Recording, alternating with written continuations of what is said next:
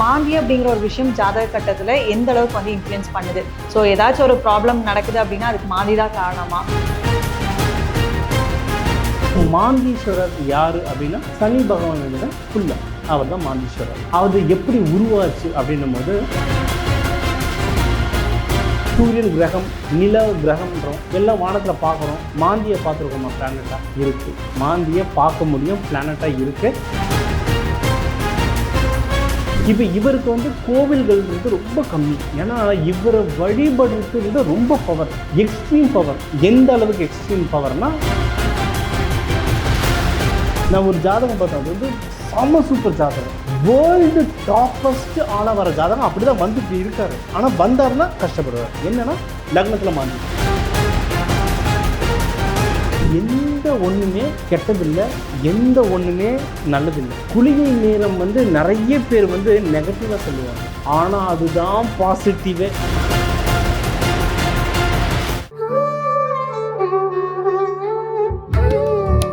Astro Tamil அன்பு நேயர்களுக்கு வணக்கம்.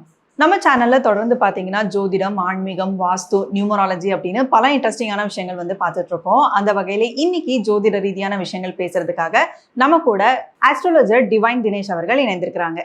வணக்கம் சார். வணக்கம் சார். தொடர்ந்து நம்ம சேனல்ல ஜோதிட ரீதியா வந்து நிறைய விஷயங்கள் வந்து சொல்லிட்டு வரீங்க. இன்னைக்கு வந்து மாந்தி பத்தி பார்க்கலாம் சார். மாந்தி அப்படிங்கிற ஒரு விஷயம் வந்து இப்போ தமிழ்நாட்டில் நிறைய அதை கொண்டான ப்ரிடிக்ஷன் அப்படிங்கிறது வந்து நிறைய பேர் பார்க்குறாங்களா அப்படின்னு தெரியல. கேரளா சைடு இது வந்து நிறைய பார்க்குறதா வந்து நாங்கள் கேள்விப்படுறோம். ஸோ மாந்தி அப்படிங்கிற ஒரு விஷயம் வந்து கண்ணுக்கு தெரியாத நிறைய பிரச்சனைகளுக்கான காரணமே மாந்தி அப்படிங்கிற மாதிரியெல்லாம் நிறைய அஸ்ட்ராலஜர்ஸ் வந்து சொல்கிறாங்க. இப்போ ரீசெண்ட் டைம்ஸில் எல்லா அஸ்ட்ராலஜர்ஸுமே மாந்தி அப்படிங்கிற ஒரு விஷயத்த வந்து கன்சிடர் பண்ணுறதா வந்து சொல்லிட்டும் வராங்க. ஸோ மாந்தி அப்படிங்கிற ஒரு விஷயம் ஜாதக கட்டத்தில் எந்த அளவுக்கு வந்து இன்ஃப்ளூயன்ஸ் பண்ணுது. ஸோ ஏதாச்சும் ஒரு ப்ராப்ளம் நடக்குது அப்படின்னா அதுக்கு மாந்தி தான் காரணமா? இதை பற்றி கொஞ்சம் டீட்டெயிலாக நம்ம நேயர்களுக்காக சொல்லுங்கள். முதல்ல மாந்தீஸ்வரருக்கு வணக்கம். ஏன்னா உங்கள் ஸ்டூடியோவுக்கு நான் வந்ததே ஆக்சுவலாக மாந்தீஸ்வரர் கோவில் போகிறதுக்காக தான். ஏன்னா உங்கள் ஸ்டூடியோலேருந்து கொஞ்சம் டிஸ்டன்ஸில் தான் Mantheeswarar one of the Cheran Senguttuvan கட்டின அந்த ராஜாவுக்கு மாந்தி தோஷம் போகிறதுக்காக அவர் கட்டின கோவில். ரொம்ப பவர்ஃபுல்லான கோவில். ஸோ இது முடிச்சுட்டு அங்கே தான் போகணும். ஸோ அவரை பார்க்க வரும்போது அவரை பற்றி பேசுகிற கொடுப்பின கொடுத்து அவருக்கு நன்றி, உங்கள் சேனலுக்கு நன்றி. இப்போ மாந்தீஸ்வரர், முதல்ல மாந்தீஸ்வரர்னா யாருன்றதை பார்ப்போம். எனக்கு இது எப்படி பரிச்சயம் வச்சா, நிறைய பேர் வந்து மாந்திலாம் பார்க்க வேண்டாம் அப்படின்வாங்க. நிறைய கேரளாவில் அதிகமாக பார்ப்பாங்க, தமிழ்நாட்டில் இப்போ அதிகமாக பார்த்துட்டு வராங்க. ஒன்று மற்ற ஸ்டேட் போனால் அவங்களுக்கு மாந்தின்னு என்னன்னு தெரியலை.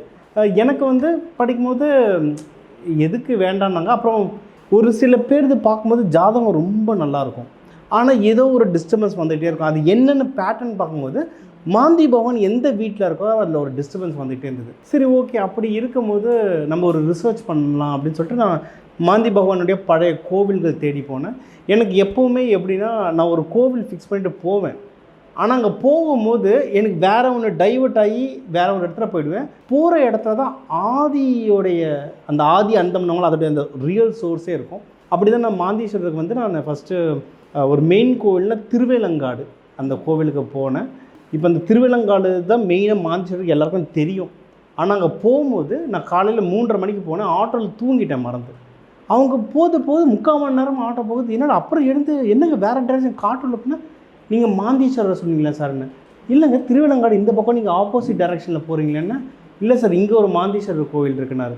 எனக்கு ஆட்டோக்காரன் என்ன கடத்திட்டு போகிறான்னு புரியல. அவர் அப்புறம் சொன்னது, சார் பயப்படாதீங்க, இந்த மாந்தீஸ்வரர் கோவில் வந்து ஏன் ஊர், இதுதான் ஆதி மாந்தீஸ்வரர் கோவில்.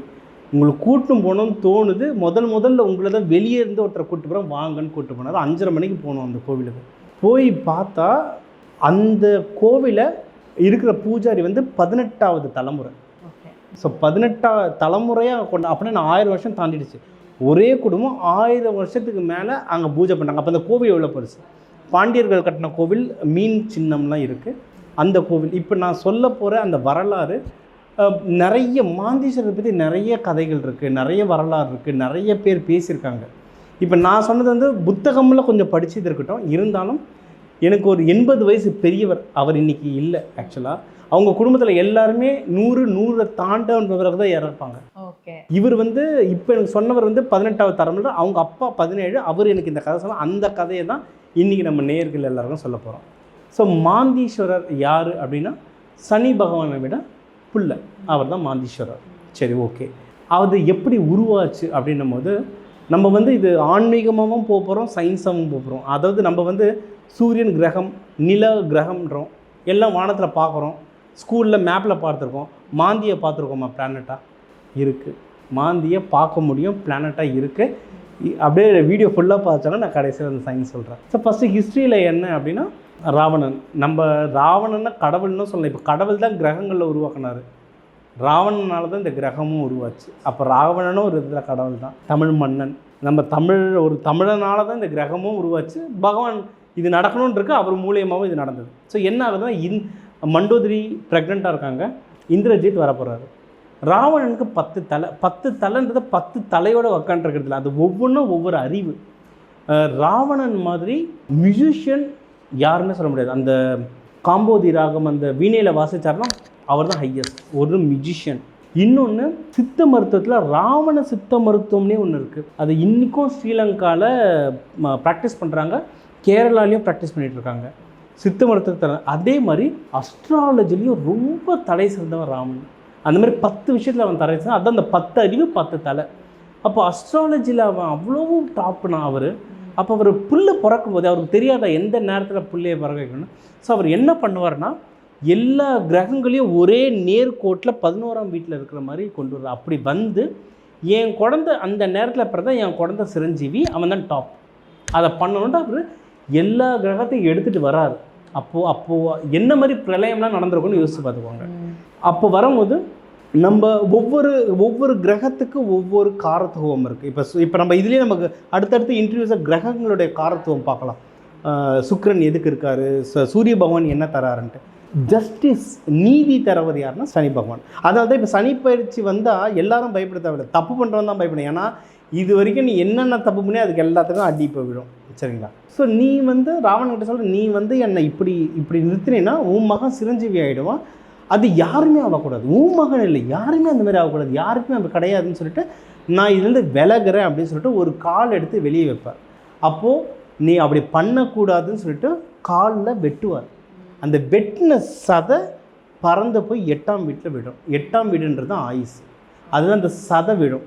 அந்த சதைன்றது ஒரு பிண்டம் மாதிரி. அந்த நேரத்தில் கரெக்டாக இந்திரஜித் பிறப்பார்.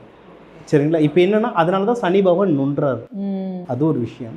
இன்னொன்று, அது விழுந்த சதை வந்து அது ஆல்மோஸ்ட் ஒரு டெட் செல் தானே. இப்போ உங்கள்லேருந்து ஒரு கை விட்டு போச்சு, அது என்ன வேஸ்ட்டு தானே. ஆனால் அது வந்து பகவானோடைய சனி பகவான். ஸோ அது ஒரு குழந்தையாக உருவெடுக்குது.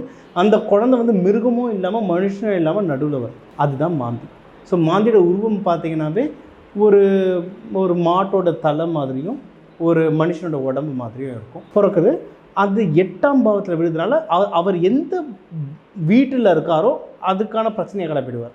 ஸோ 8ல் இருக்கோ அது ஆயுசு. அதனால தான் இந்திரஜித் அல்பாயுசை சாப்பிட்றார். இந்திரஜித் ரொம்ப யங்கான ஏஜில் இறந்துடுறாருல, அதுதான் காரணம். இப்போ என்ன நடக்குதோ, இப்போ அது இறந்துடுறாரு. சனி பகவான் ஆக்சுவலாக ராவணன் அரெஸ்ட் பண்ணி வச்சுருவார் லங்கையில். அவரை எப்போ விடுவிப்பாங்க அப்படின்னா, ஹனுமார் போயிட்டு வாலில் கொளுத்துறோன்னு லங்கையை எரிப்பார்ல, அப்போ வந்து சனி பகவான் ஹனுமார் தான் விடுவிச்சு வெளியே கொண்டு வருவார். அது வரைக்கும் உள்ளே இருப்பார்.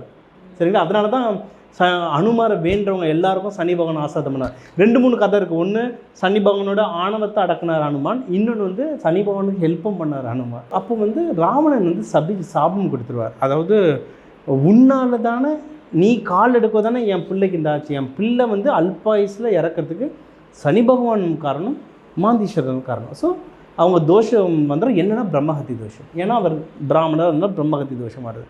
2 பேருமே அந்த தோஷத்தை போக்கிக்கிட்டாக பல கோவில்களில் போய் தவம் பண்ணுவாங்க. நிறைய இடத்துல மங்களமூர்த்தியாக சனி பகவான் வந்து அருள் புரிவார். அதாவது கலப்பை ஏற்கலப்பையோடலாம் பண்ணுறார். அதெல்லாம் அவருக்கு தோஷம் நிவர்த்தியான ஸ்தலம். அதுவும் ஒரு நாள் பேசுவோம். இப்போ மாந்தி பகவான் பற்றி மட்டும் பேசுவோம். ஸோ மாந்தி பகவானுக்கு இப்போ தோஷம் இருக்கும். அவர் நிறைய இடம் அவர் தவம் பண்ணி போயிட்டுருக்காரு. கடைசியில் எங்கன்னா திருவேலங்காடு, சென்னையிலேருந்து திருவள்ளூர் டிஸ்ட்ரிக்ட் திருவேலங்காடுன்னு இருக்குது. அந்த கோவில் தான் ரத்தன சபை. நம்ம சொல்கிறோம்ல, நம்ம மதுரை ஒரு சபை, அது 5 சபை இருக்குது. அதில் வந்து முதல் சபையே திருவேலங்காடு தான். சிதம்பரம் வந்து 2வது சபை தங்கக்கூரை.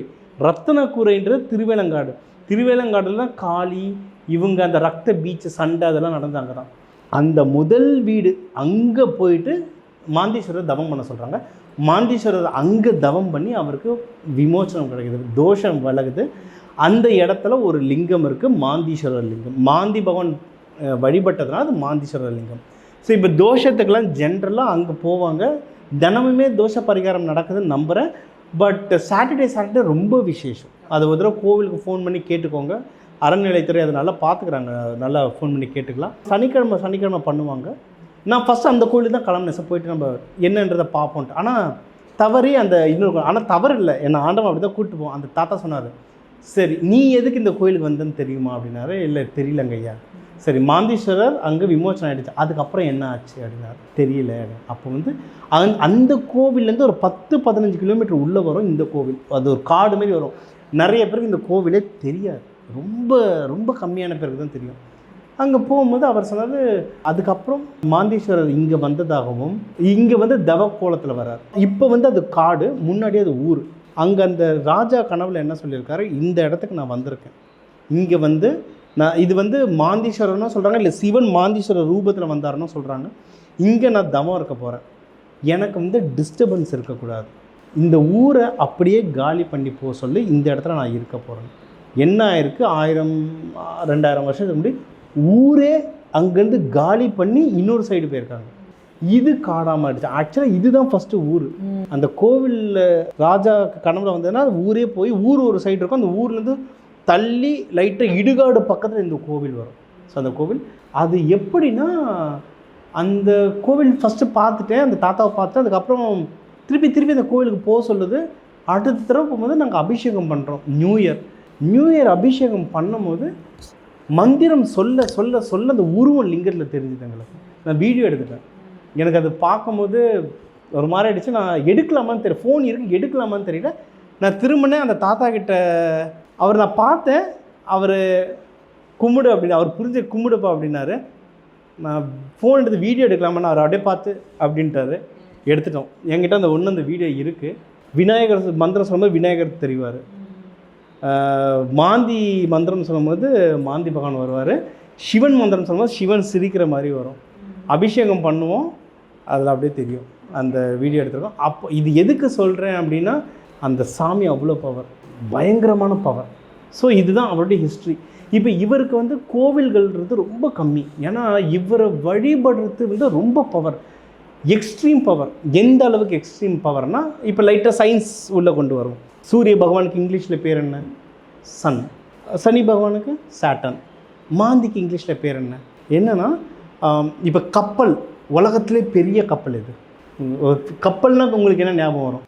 டைட்டானிக். வாட்சில் இந்தியாவில் பெரிய வாட்ச் கம்பெனின்னு இது டைட்டானிக்.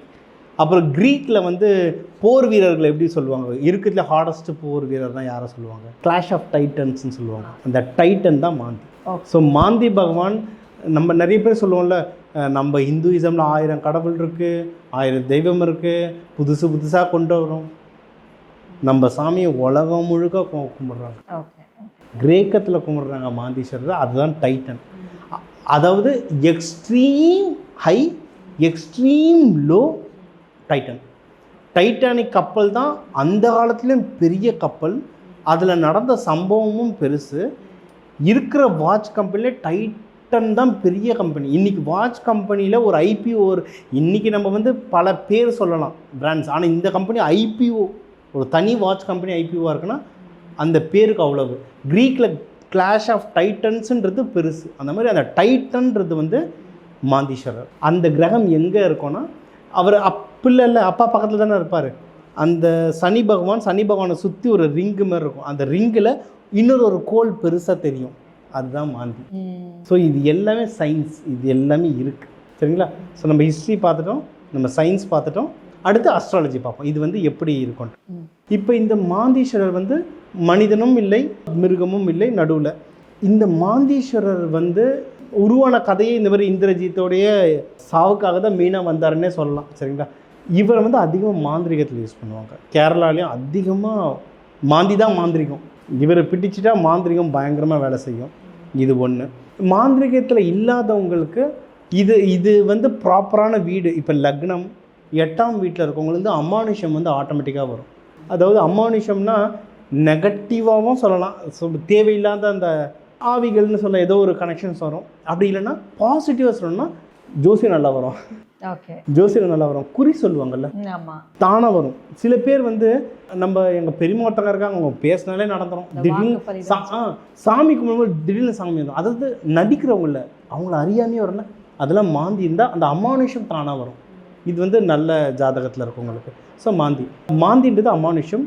அவர் வழிபட்டாலும் சக்தி வந்து பிரித்து மெஞ்சிருவார்.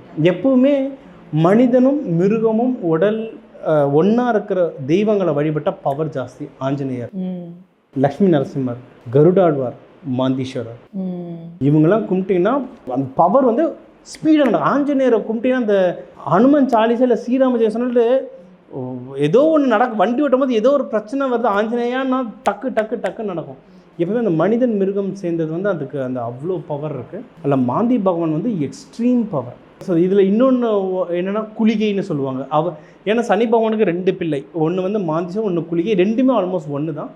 இவங்களை வந்து கிரகங்களாக வைக்கும் போது இது வந்து 9 கிரகமும் உருவான போது உருவாகலை, இது தனியாக உருவாச்சு. திருப்பி சயின்ஸ் பிக் பேங் தியரி வரும்போது 9 கிரகமும் உருவாச்சு. ஆனால் இது பிக் பேங் தியரி எப்போ வரல, இது ராவணன் காலத்தில் வந்தது.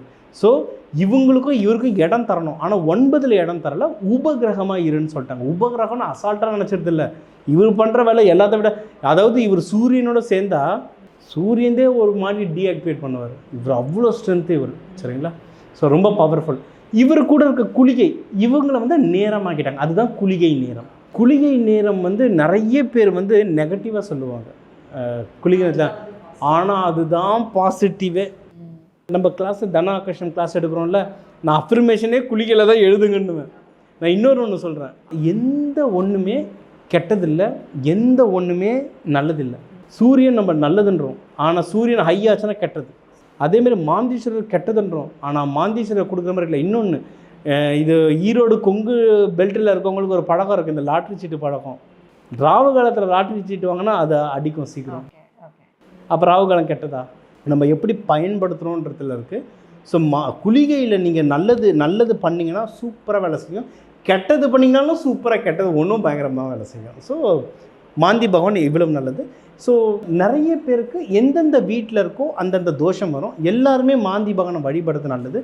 முக்கியமாக லக்னத்தில் இருக்கவங்க கண்டிப்பாக வழிபடணும். ஏன்னா அவர் இருந்தாருன்னா ஒரு ட்ரபிள் கொடுத்துக்கிட்டே இருக்கும். லக்னத்துலேருந்து எல்லாமே ட்ரபிளாக வரும். ஏன்னா நான் ஒரு ஜாதகம் பார்த்தோம், அது வந்து செம்ம சூப்பர் ஜாதகம். அதாவது வேர்ல்டு டாப்பஸ்ட் ஆளாக வர ஜாதகம் அப்படி தான் வந்துட்டு இருக்காரு. ஆனால் வந்தாருன்னா கஷ்டப்படுவார். 6 மாதம் வருவார், கஷ்டப்படுவார். 6 மாதம் வருவார், கஷ்டம். என்னென்னா லக்னத்தில் மாந்தி. ஸோ எல்லாமே கரெக்டான நிலையில் இருக்குது, மேலே வருவார், ஆனால் மாந்தி. அதனால் அதை அடிச்சுக்கிட்டே இருக்கும். ஸோ அவருக்காக தான் இந்த கோவில் போகணும். ஸோ கோவில் தேடும் போது பழங்கால கோவில்களாக போகும்போது ஒன்று திருவேலங்காடு, அடுத்து எனக்கு பார்க்கும்போது இப்போ கொங்கு பெல்ட்டில் ஓலபாளையத்தில் இருக்கிறது வந்து சேரன் செங்குட்டுவன் கட்டின கோவில். அது வந்து நான் எத்தனை பேர் கொடுத்துருக்கேன் எனக்கு ஞாபகம் இல்லை. எல்லாருக்கும் ஜிபே வந்து போங்க நினச்சிட்டு இருப்பேன். ஆனால் இன்றைக்கி தான் எனக்கு ஒரு கொடுப்பனை வந்திருக்கு.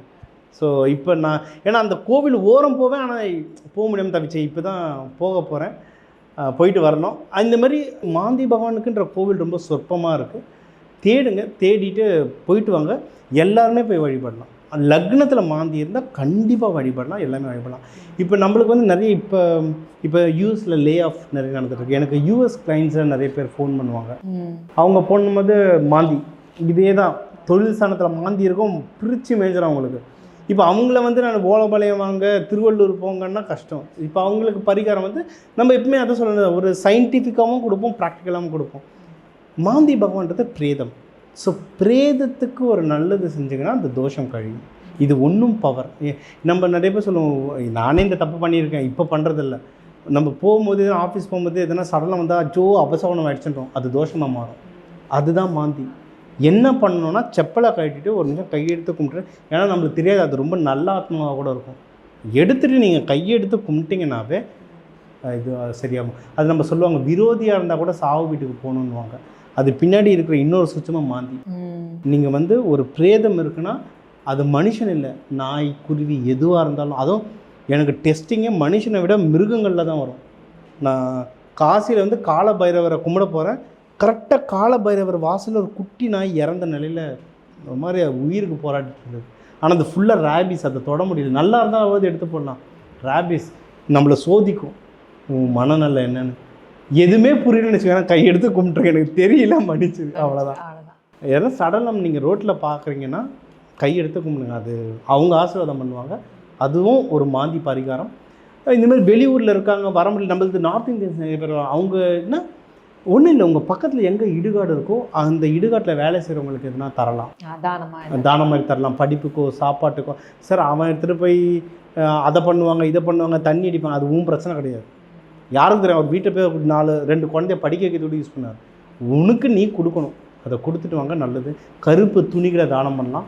இன்னும் தெரியணும்னா அவங்க கன்சல்டிங் எடுத்துக்கலாம். நம்ம மாந்தி பரிகாரங்கள் நிறைய சொல்லலாம். மாந்தி பகவான் வந்து அள்ளி கொடுக்குறவர், அதாவது அள்ளி இல்லை கொட்டி கொடுக்குறவர். வந்தால் அவ்வளோ வரும், வழிபடுறனா வழி பண்ணிடுவார். ஸோ இப்போ அதுக்கான விஷயங்கள் நிறைய இப்போ மேலே வந்துட்டு. அதாவது இந்த தப்பெல்லாம் நம்ம கமெண்ட்ஸை நிறைய பேர் நெகட்டிவ் போடுவாங்க, அதெல்லாம் ஏற்கனவே என் மண்டையில் ஓடிடுது.